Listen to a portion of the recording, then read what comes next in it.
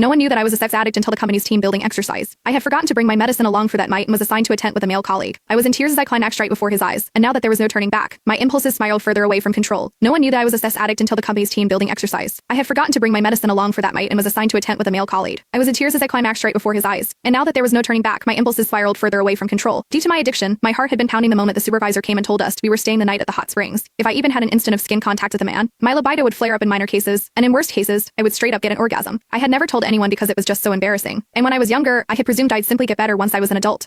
That was until I realized the symptoms were getting even more out of control, and there was that one time I almost moaned out loud in public. Fighting back the embarrassment that almost killed me, I went to the doctor and got some medicine. However, I had forgotten to bring my medicine as this team-building exercise was organized out of the blue and very far from my home. Even as I fought against the fear eating me inside, warning myself to restrain myself and stay well behind, our supervisor suddenly announced, "Sorry guys, all the rooms have been booked but we have tents. There aren't many so we're just going to have to make do. Roosh, you're going to Dean's tent." And now look how we got to the situation right now me, a sex addict with no meds within reach, following the burly man into the tent. I did my best to keep to a corner in the tent, biting my lip and closing my eyes, while telling myself to fall asleep as soon as I could before the last dosage lost to fat. But that was when Dean came to me. "What's wrong?" he asked. I could feel his body warmed from my back, and my skin was already crawling. "Nothing. Please, just stay away from me." But even as the stimulation extended from my skin to the rest of my body, I knew the pain was coming. I checked my phone and only saw that it was midnight 6 hours since I had last taken my pills. It was losing effect soon. Soon my whole body was shuddering while there was a warm stream gushing out between my legs. I kept my head buried between my legs and did my best not to look at Dean. People would mock me for being a saint if they noticed my condition, that I couldn't bear to stay in the company at that point. Meanwhile, Miles Hendricks, the other colleague in the tent, was already snoring out loud. I kept clenching my knuckles, my own nails digging into my palm. The pain calmed me somewhat, and I told Dean, "Sorry, I'm not distancing myself, I'm just not feeling well." Never could I have expected Dean to move toward me without another word, reaching out with his large, warm palm and pressing it over my forehead. Even as he held his palm steady, I found myself staring at his chest and nothing else. I could also see that distinct collarbone and chiseled chest under his shirt. I seemed to tighten at the very next second and orgasmed amid my embarrassment, and the ensuing moan could barely be stifled. Worst of all, I was trembling even worse after I orgasmed, and Dean could clearly feel me shaking. "That's strange. Why are you so flushed? You don't even have a fever," he murmured, not giving up feeling my forehead and cheeks just then. I trembled even more and turned my face away, but it was the back of the tent right behind me. Having nowhere else to go, I clenched my jaw so I wouldn't moan again, even as I decided I couldn't stay in this sealed room when all I could smell was Dean. He wasn't a smoker, so his soapy and hormonal scent was especially recognizable. I could feel all the pores around my opening as the orgasm left me painfully sensitive to everything. In the heat of the moment, I pushed Dean away and set him stumbling backward while I scrambled to crawl out of my tent, not caring that my skirt was short, exposing my wet panties right in front of his eyes. He promptly turned away to stop himself from staring, but he is no brat either. Seemingly struck with a thought, he followed me, even as I lost control over my body. The fire in my loins was ablaze, and I had never felt libido this violent. All I could think about was Dean's collarbone under his white shirt, his Adam's apple, his healthy-hued skin, and even his warm palm. At that point, I had barely made a few more steps before I dropped to my knees, my sex drive overwhelming me to the point I couldn't feel my knees painfully hitting the ground. Dean probably chased me down, trying to keep me on my feet while asking, "What's wrong?" I somehow had this feeling that if anyone else had fallen sick and dropped on his knees, he wouldn't hesitate to help them. He was usually quiet back at the office, but also always very reliable. But the more helpful he was now, the more skin contact we would have. Even as the stimulations in my body got worse, I could feel my own legs stiffening, the waves of thrill keeping me off my feet.